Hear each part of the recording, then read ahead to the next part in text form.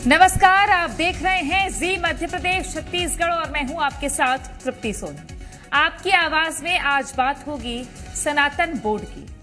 सनातन Hindu board की मांग हमने प्रयागराज महाकुंभ की वक्तव्य सुनी, बागेश्वर सरकार के जुबान से भी सुनी और अब वक्फ के पहरेदार ये बात उठा रहे हैं, कह रहे हैं कि देश में सनातन बोर्ड होना चाहिए।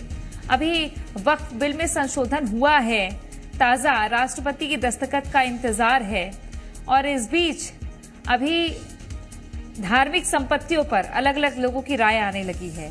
खासतौर पे सनातन संपत्ति को लेकर कितनी चिंता है, आज इसी पर चर्चा करेंगे। उससे पहले ये रिपोर्ट देखिए। विधेयक यथा संशोधित पारित हुआ। मैं गांधी की तरह इस कानून को मानता हूं, ये अनकॉन्स्टिट्यूशनल है सर। वक्फ बिल में संशोधन के बाद पूरे देश में बहस छिड़ी हुई। इस बीच छत्तीसगढ़ वक्फ बोर्ड के अध्यक्ष ने सनातन बोर्ड की मांग रख दी है। ऐसा पहली बार नहीं है कि सनातन बोर्ड की मांग उठी हो। कथावाचक देवकी नंदन ठाकुर, बागेश्वर सरकार समेत कई साधु संतों ने इसकी मांग उठाई है। महाकुंभ के दौरान भी धर्म संसद में इसका प्रस्ताव पारित हुआ, लेकिन आज वक्फ बिल पारित होने के बाद सनातन बोर्ड की मांग वक्फ के पहरेदार उठा रहे हैं, जिस पर कांग्रेस ने तंज कसा है। वक्फ बोर्ड की तर्ज पर एक सनातन बोर्ड का भी गठन देश में होना चाहिए और देश के प्रधानमंत्री, देश के गृह मंत्री जी से भी गुजारिश करते हैं कि एक सनातन बोर्ड बने। साधु संतों के साथ में एक सनातन बोर्ड बनना चाहिए और मुस्लिम समाज को इसके लिए आगे आना चाहिए। जम्मू कश्मीर में आतंकवाद खत्म हो गया क्या? रोज तो पत्थरबाजी हो रही है।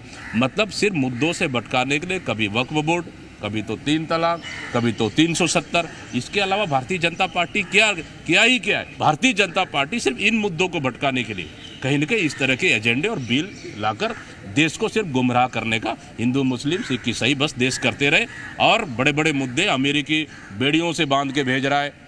अमेरिका लगातार टैरिफ 26% टैरिफ लगा रही, महंगाई, इसका तो कोई चर्चा करने वाला नहीं है। तो इस चीज को हमको समझना पड़ेगा। अब सवाल यह है कि क्या सनातन बोर्ड की मांग सरकारी ढांचे के साथ हो रही है या मठ, महंतों, साधु संतों के स्वतंत्र निकाय के रूप में, और वक्फ के पहरेदार सनातन संपत्ति की किस तरह की चिंता कर रहे हैं। सत्यप्रकाश, जी मीडिया।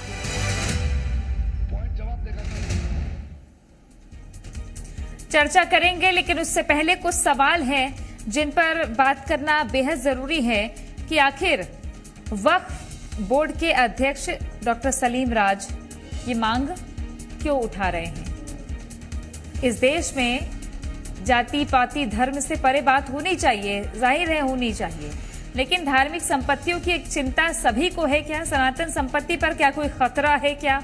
ये एक बड़ा सवाल। मठ मंदिरों पर किसके नियंत्रण की मांग उठ रही है।